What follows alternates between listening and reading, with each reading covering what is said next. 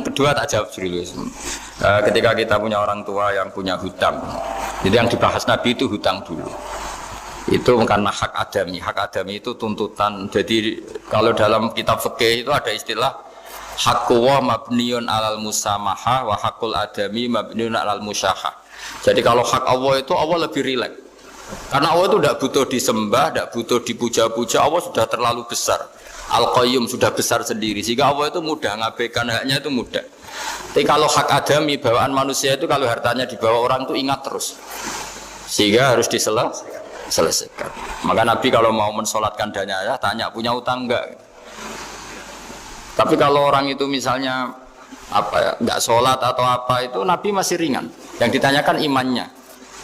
Bukan berarti kita nyepelekan sholat enggak. Tapi memang agama ini yang diprioritaskan itu hak adami. Sholat itu super penting, bukan penting lagi super penting. Makanya pertanyaan tadi tak teruskan dulu. Anak cucunya itu prioritas itu mikir utang dulu. Karena ini yang hak adami gitu. Ya. Nah, setelah utang itu selesai, baru dipikirkan menurut sebagian ulama, anak ini boleh mengkodoi sholat yang ditinggalkan orang tuanya. Atau dikafaroi, misalnya per sholat nilainya sekian, terus dibayarkan ke fakir miskin. Tapi pertanyaan seperti ini sepertinya mengganggu. Mengganggu itu begini, takutnya jadi masif. Jadi masif itu gini. Berhubung ada solusinya. Ini yang tanya orang mana tadi itu? Solo, ini orang Solo ini harus dikasih tahu. Berhubung ada solusinya, jangan-jangan kita yang kaya. Misalnya Pak Yusuf atau Bu Sulis kaya. Nak punya tabungan. Nak saya tidak usah sholat ya, nanti gampang. Karena per sholat kan nilainya hanya sekian gitu. Umur saya kan paling tinggal berapa, itu cukup lah apa? Iya cukup untuk mengganti, itu kan ribet. Makanya solusi itu ya kadang tidak baik. Karena nanti dipakai saya naik dewi. Makanya dulu itu terkenal ada guyonan, seorang kiai ditanya. Ini guyonan nyata.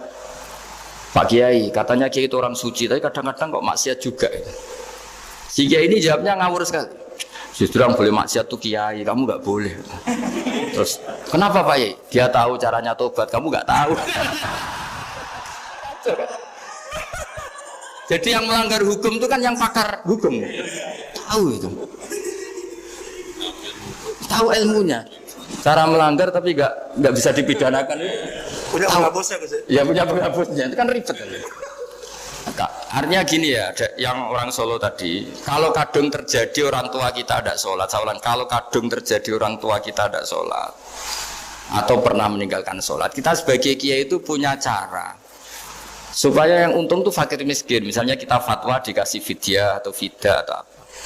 Tapi ini bukan cara yang jadi solusi, karena takutnya nanti jadi gerakan masif tadi, gerakan tidak usah sholat diganti, ya itu kan ceribet jadi. Tapi kalau sampai ingin berbuat baik sama orang tua yang nggak pernah sholat, saran saya satu hak adamnya selesaikan dulu, karena memang dalam syariat Islam nomor satu itu hak masyhur itu kan, ketika ada jenazah Nabi itu nggak tanya orang itu sholat nggak, dan tanya kan punya utang nggak gitu.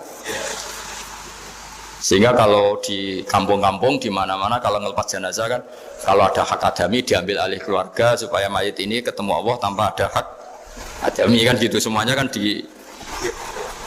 ya kan yang diselesaikan kan adami dulu, utang piutang itu tadi. Ya gitu ya, jadi tidak semua solusi itu baik karena takutnya tadi loh, apa? Jadi gerakan tadi. Makanya kita jadi kiai sering bingung gitu loh, karena mau gak fatwa itu ada yang tanya, mau fatwa takutnya tadi. Misalnya kita kan paling umurnya tinggal berapa, dihitung saja per sholat, terus bilang ke anaknya, nak saya tidak usah sholat, nanti ini aja bayarkan, kan jadi ribet. Nah, yang pertanyaan pertama tadi tentang apa? Tentang bedanya ini Gus, penceramah pertama. Menceramah. Itu agak provokatif. Beda itu ada dua, beda karena bodoh, nah, itu memang harus kita tinggalkan. Yang beda karena bodoh. Ada beda karena rumus ilmu, itu harus kita hormati. Saya punya sekian bukti beda ya kalau karena bodoh tentu kita tinggalkan.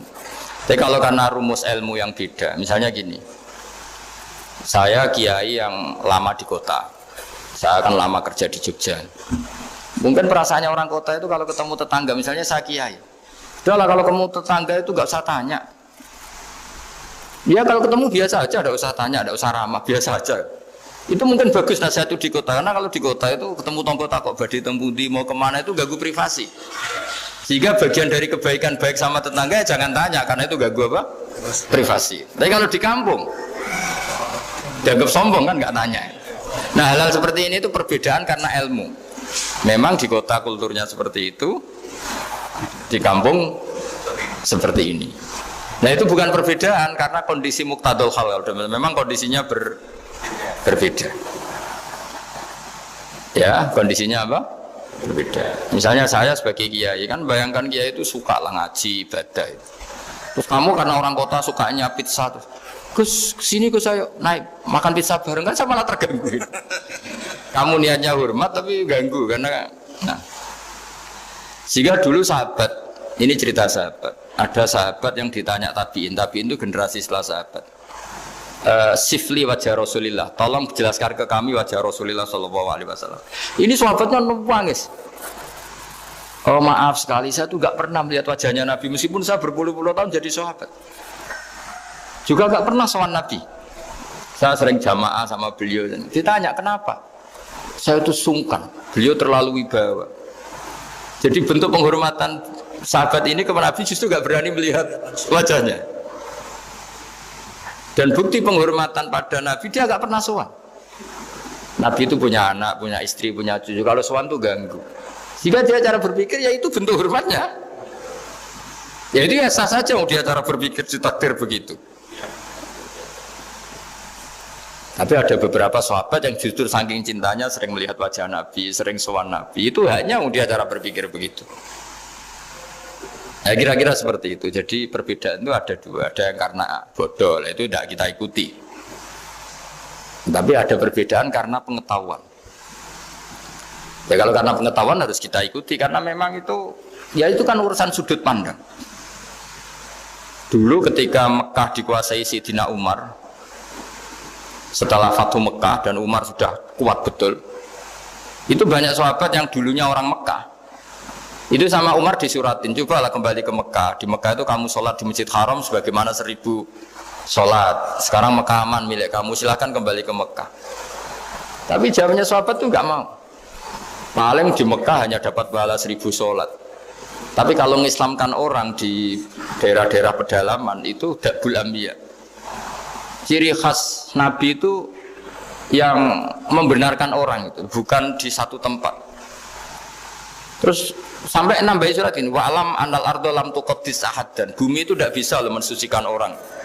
Abu Lahab itu orang Mekah, Abu Jahal orang Mekah, tapi tetap begitu.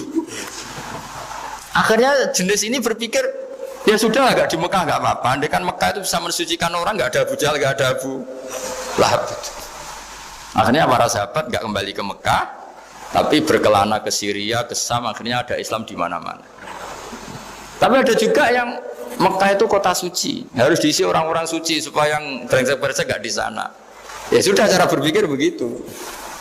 Nah ini cerita ya. Jadi sudah kalau perbedaan karena ilmu, ya sudah memang karena ilmu. Nah itu nggak apa-apa. Nah kalau sama tanya, lalu bedanya apa?